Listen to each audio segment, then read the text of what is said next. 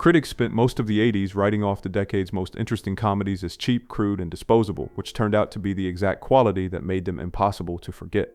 These are the films that got buried on arrival, dismissed by the people who were supposed to know better, and quietly rewrote the rules of American comedy without anyone at the top noticing. Kurt Russell spent weeks shadowing real used car salesmen in Mesa, Arizona before filming Used Cars, and at some point stopped watching and started selling, reportedly closing an actual deal on a local lot with a couple who had no idea the man hustling them was about to become one of the defining action stars of the decade. Zemeckis had been hesitant to cast him at all, worried he was too clean-cut for a sleazy salesman, and the 28-day sprint in Mesa's blistering heat gave Russell exactly the desperate energy he needed to prove that wrong. The studio treated the whole thing as a cautionary tale when it opened 1 week after Airplane and grossed only $12.7 million against its $8 million budget, concluding that dark R-rated cynicism couldn't sell rather than that the timing had been catastrophic. Ebert and Siskel both went on record years later admitting they had completely misjudged it, and the real consequence was that the role caught John Carpenter's eye and led directly to Escape from New York a year later. The lesson Hollywood took was the wrong one, and it would apply that same logic to the next film on this list in almost identical fashion. Neighbors is remembered primarily as the last film John Belushi completed, which is a tragic footnote for a production already coming apart before cameras rolled. The story of a dull suburbanite whose life gets dismantled by the couple next door was destroyed by a single creative decision made weeks before filming, when Belushi and Aykroyd switched roles, Belushi taking the restrained straight man part he was desperate to prove he could play, and Aykroyd taking the wild neighbor role he was born for, forcing two of the world's greatest comedic talents to fight their own instincts for the entire runtime. Belushi reportedly called John Landis in the middle of the night begging him to replace the director, and when Landis refused, he redirected his frustration into a war over the soundtrack, insisting on a raw punk score while the studio hired someone cartoonish. He was so enraged by the result that he beat his chair with a shoe during a private screening until the studio banned him from further viewings. Columbia used a hit-and-run release to beat bad word of mouth, and the film grossed $29 million on an $8.5 million budget, technically a profit nobody celebrated, and Belushi died of a drug overdose 4 months later, leaving Neighbors as the troubled final chapter of a career that deserved a better closing argument. Steve Guttenberg was essentially broke, and considering leaving the industry entirely when he showed up to the police academy audition wearing his father's old police shirt, a detail that says everything you need to know about where his career stood in 1983.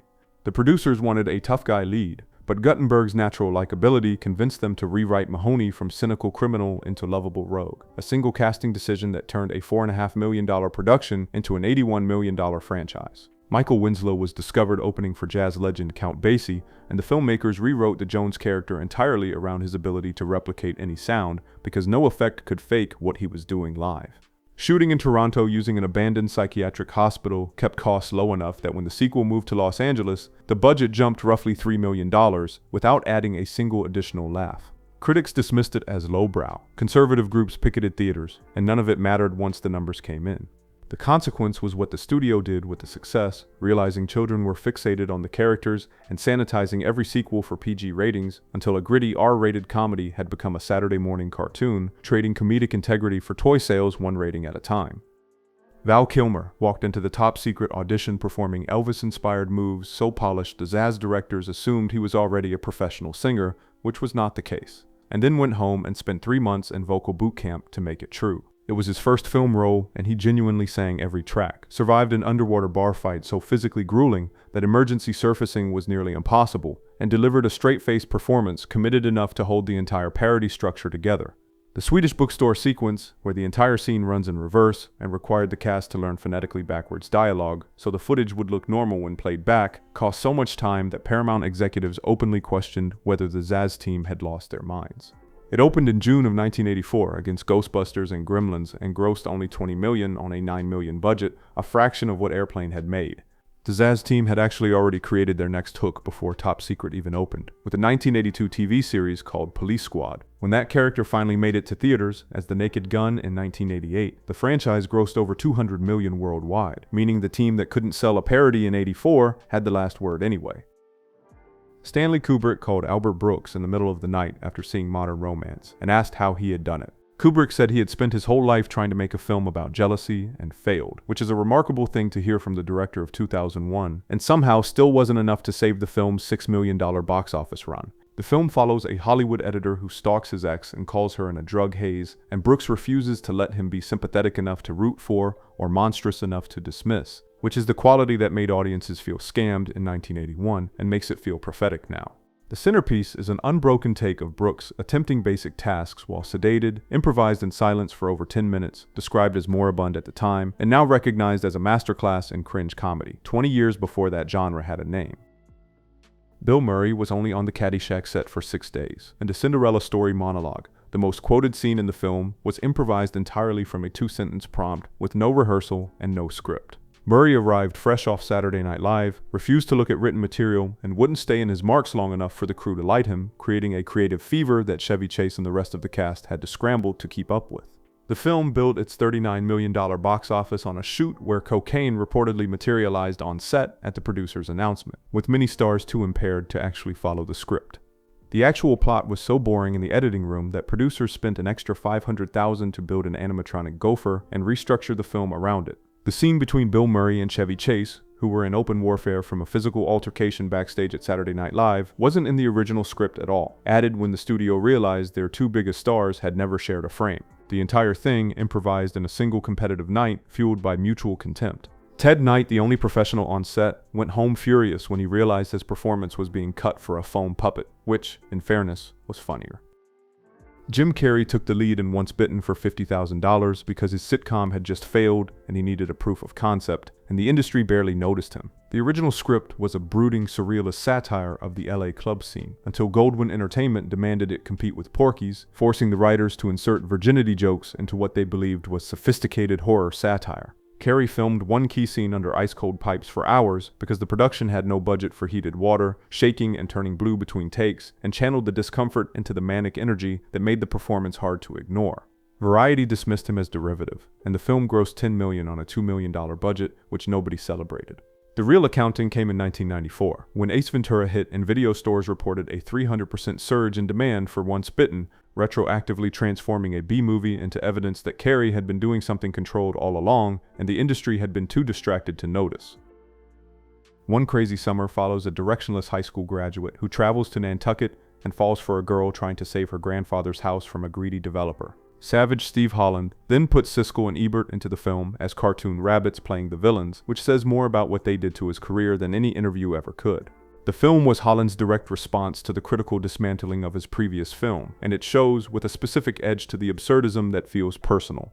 Bobcat Goldthwait's Godzilla suit sequence, played entirely for laughs, came genuinely close to killing him when the foam suit's zipper jammed in the Nantucket heat. Oxygen levels dropped as the crew assumed his increasing panic was a brilliant performance, until he stopped moving and they cut him out with kitchen shears.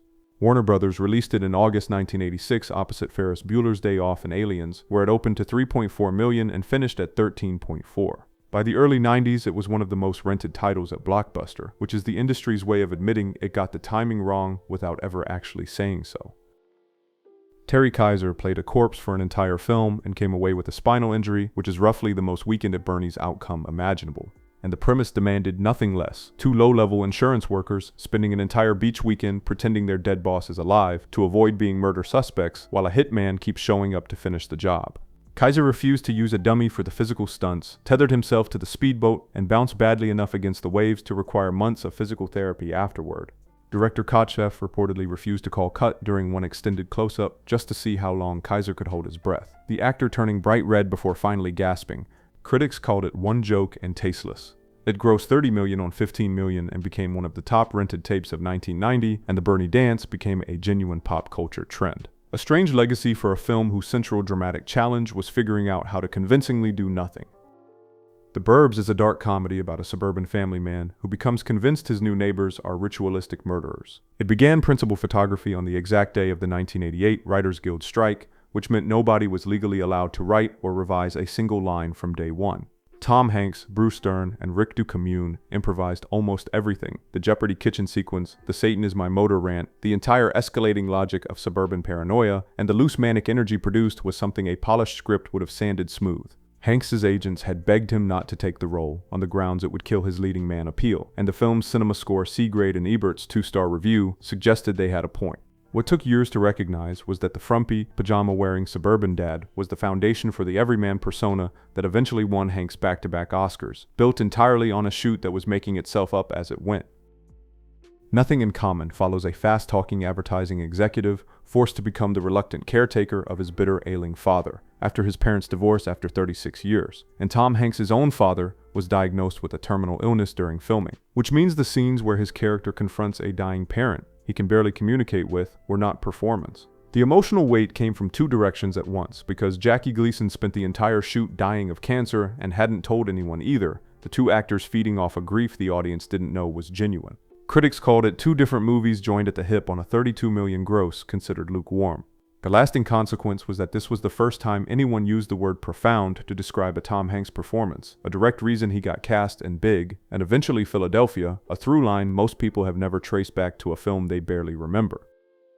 The Coen brothers fired roughly 15 babies during Raising Arizona because any infant that learned to walk was immediately replaced, which tells you exactly what kind of directors you're dealing with.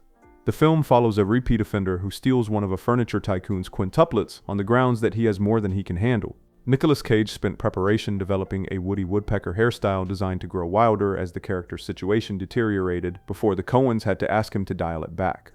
One mother, desperate to keep her child in the production, reportedly put the baby's shoes on backward to prevent walking, meaning the parents were arguably more method than the actors. Kevin Costner auditioned for the lead 3 separate times before the Coens chose Cage, specifically because they needed someone who looked like a live-action drawing, a decision that baffled executives right up until they saw the final cut. The tension between Cage's improvisational instincts and the Coens' expectation that actors recite every comma exactly as written boiled over when Cage requested a massive prosthetic nose for one scene and they flatly refused. Cage later called them autocratic, a friction so unresolved that despite the film's success, the Coens never worked with him again. Roger Ebert gave it a devastating 1.5-star review. The mayor of Scottsdale attacked it for having no redeeming social value, and it still grossed $29 million on $6 million, proving that the people audiences are supposed to trust the most are sometimes the last ones to understand what they're watching in the first place.